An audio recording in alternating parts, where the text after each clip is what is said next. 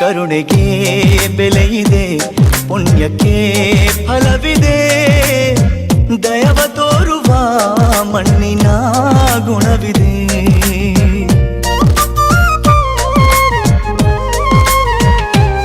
ಸಾವಿನ ಸುಳಿಯಲಿ ಸಿಲುಕಿದ ಜೀವಕ್ಕೆ ಜೀವ ನೀಡುವ ಹೃದಯವೇ ದೈವವೂ ಹರಿಸಿದ ಕೈಗಳು ನಮ್ಮನ್ನು ಬೆಳೆಸುತ್ತಾ ವಿಧಿಯ ಬರಹವಾಗಿ ಮೌನದಲ್ಲೇ ನಮ್ಮನ್ನು ಕಾಯುತ್ತಾ ಪ್ರತಿಫಲ ಬಯಸದೆ ತೋರಿದ ಕರುಣೆಯು ಮೊದಲು ಮನುಜನೆಂಬ ಸಾರ್ಥಕತೆಯ ನೆಮ್ಮದಿ ತರುವುದು, ನೆಮ್ಮದಿ ತರುವುದು.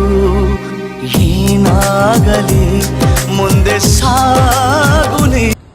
ನಮಸ್ಕಾರ ಸ್ನೇಹಿತರೆ, ನನ್ನ ಹೆಸರು ಡಾಕ್ಟರ್ ಜ್ಯೋತಿ ಕುಮಾರ್ ಆಚಾರ್ಯ, ಕರುನಾಡ ಹಿತರಕ್ಷಣಾ ವೇದಿಕೆ ಸಂಸ್ಥಾಪಕ ರಾಜ್ಯಾಧ್ಯಕ್ಷರು. ಇವತ್ತು ನಾವು ವೈದ್ಯವಿ ಹಾಸ್ಪಿಟಲ್ ಹತ್ರ ಬಂದಿದ್ದೀವಿ. ವಿಚಾರ ಇಷ್ಟೇ, ಕಳೆದ ಒಂದು ವಾರದಿಂದ ನಾನು ಇಲ್ಲಿ ಹಾಸ್ಪಿಟಲ್ ಭೇಟಿ ಕೊಟ್ಟಾಗ ತುಂಬ ವಯಸ್ಸಾದ ವೃದ್ಧರು ಇಬ್ಬರಿದ್ದಾರೆ.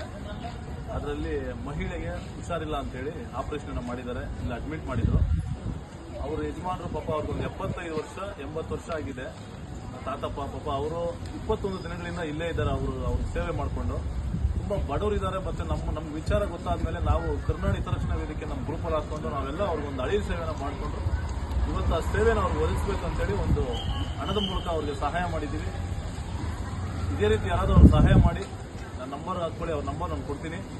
ಮತ್ತು ಇದು ಪ್ರಚಾರಕ್ಕೋಸ್ಕರ ಅಲ್ಲ, ಒಂದು ಪ್ರೇರಣೆಗೋಸ್ಕರ ಎಲ್ಲರೂ ಈ ರೀತಿ ಸಹಾಯ ಮಾಡಬೇಕು ಅಂತ ಹೇಳ್ತಾ 2 ಮಾತುಗಳು ಮುಗಿಸ್ತಾ ಇದ್ದೀನಿ. ಜೈ ಹಿಂದ್, ಜೈ ಕರ್ನಾಟಕ.